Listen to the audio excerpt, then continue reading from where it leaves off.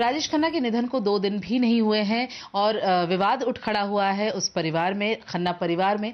अनीता अडवाणी जो राजेश खन्ना के साथ लिव इन पार्टनर रह चुकी हैं, ऐसा वो दावा करती हैं।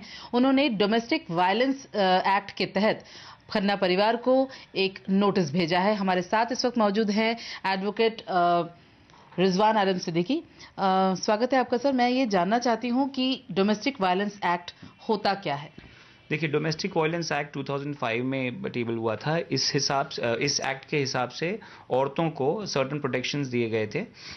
इस एक्ट के हिसाब से आपको मेंटेनेंस और घर और किसी तरीके का आपका मेंटल टॉर्चर और ट्रॉमा इस तरीके से कि कोई आदमी अपने बीवी पे या कि घर के लोगों पे नहीं करे, कोई भी औरतों के ऊपर, तो इस वजह से ये एक्ट बना हुआ है। मगर अभी ये जो केस है अपना, ये जो मिस्टर राजेश खन्ना का केस है, ये थोड़ा सा अलग केस है। इस केस में जो फैक्ट्स मुझे पता है, वो फैक्ट ये है कि mister Rajesh Khanna was already married, though he was not staying with his wife Dimple Kapadia, they were separated, still they were married. The fact remains that they were married. अभी इस केस में क्योंकि वो मैरिड थे, तो इस वजह से जो दूसरी औरत हैं, जो मिस अडवाणी हैं, उनका स्टेटस क्या है मिस्टर राजेश खन्ना की लाइफ में, वो स्टेटस जानना बहुत ज़रूरी है। बिकॉज अगर उनका स्टेटस कोर्ट अगर नहीं एक्सेप्ट करेगा, being that of a wife, of that being a live in partner relationship के हिसाब से, then I fear that she may not be able to seek protection under the what do you call Domestic Violence Act 2005. Rizwan साहब, emotional ground की अगर बात करें तो अनीता अडवाणी का कहना है कि इतने सालों तक वो राजेश खन्ना के साथ रही हैं, दिन रात उनके साथ रही हैं, और अब जब उनकी तबीयत खराब होने लगी तो पिछले कुछ महीनों से, जून के महीनों से उनका कहना है कि वो उनका परिवार एकदम से आ जाता है सामने और उन्हें निकाल दिया जाता है, उनके साथ अत्याचार किया जाता है, उन्हें उनके साथ हाथापाई की जाती है। तो इसी चीज़ को लेकर के अनीता अडवाणी काफ़ी दुखी हैं। उन्होंने इस वजह से, उनका कहना है कि यही वजह है कि मैंने नोटिस भेजा है। तो इस नोटिस का क्या मतलब हो सकता है, कितना प्रोटेक्शन मिल सकता है उनको?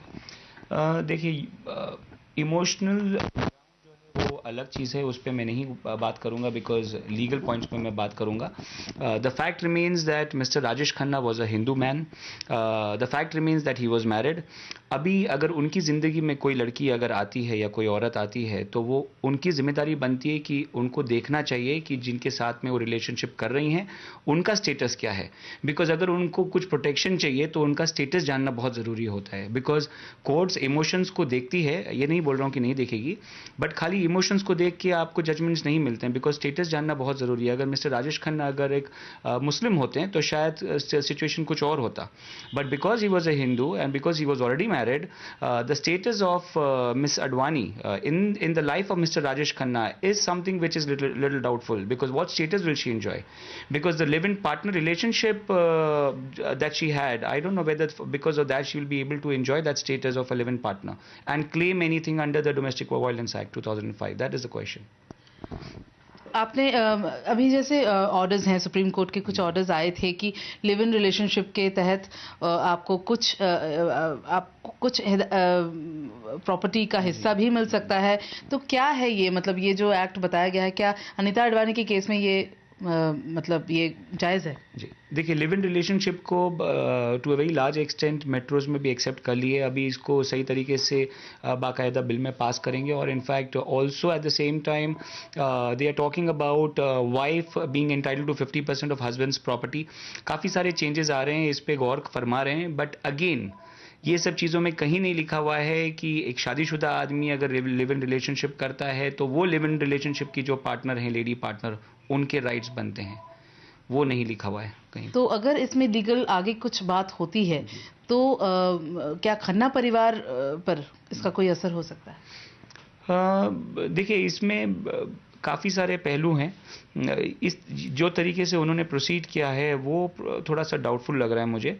अगर उनके पास किसी तरीके का कोई दूसरा प्रूफ होता, जैसे गिफ्ट कर दिए होते, अगर राजेश खन्ना साहब अपनी ज़िंदगी में अगर उन्होंने गिफ्ट डीड एग्जीक्यूट कर दिए होते, अगर वो रजिस्टर्ड गिफ्ट डीड होता जहाँ पे उन्होंने प्रॉपर्टी गिफ्ट कर दिए होते, तो बात अलग होती। अगर कोई भी हिस्सा या फुल 100% शेयर या 50% शेयर भी गिफ्ट कर दिए होते तो उनका दावा अलग हो जाता।